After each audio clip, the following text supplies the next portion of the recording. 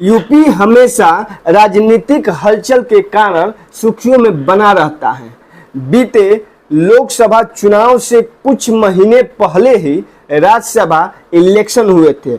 उस वक्त भी सपा के 7 विधायकों ने क्रॉस वोटिंग की थी, जिससे राजनीतिक सरगर्मियां बढ़ गई थी।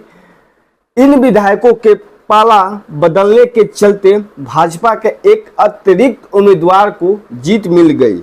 तब भाजपा ने इसे बड़ी सफलता के तौर पर देखा था।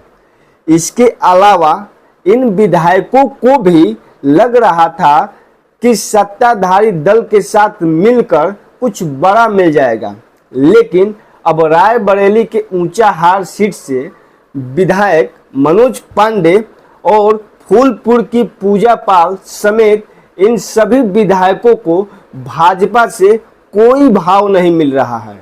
वहीं समाजवादी पार्टी का कहना है कि हम इन विधायकों के खिलाफ विधानसभा स्पीकर से शिकायत करेंगे और इनकी सदस्यता रद्द कराएंगे। इन विधायकों की स्थिति यह हो गई है कि भाजपा के पास फायदे के लिए गए थे और उल्टा सदस्यता खोकर नुकसान उठाना पड़ रहा है। अगर इन विधायकों की सदस्यता गई तो यह नुकसान होगा, क्योंकि राज्य में विधानसभा चुनाव में अभी पूरे 3 साल का वक्त है। इसके अलावा लोकसभा चुनाव में भी इन लोगों को टिकट नहीं मिला। संकट यह होगा कि यदि भाजपा से इन लोगों को उपचुनाव में टिकट नहीं मिला तो फिर इनके आगे बड़ी समस्या खड़ी हो जाएगी।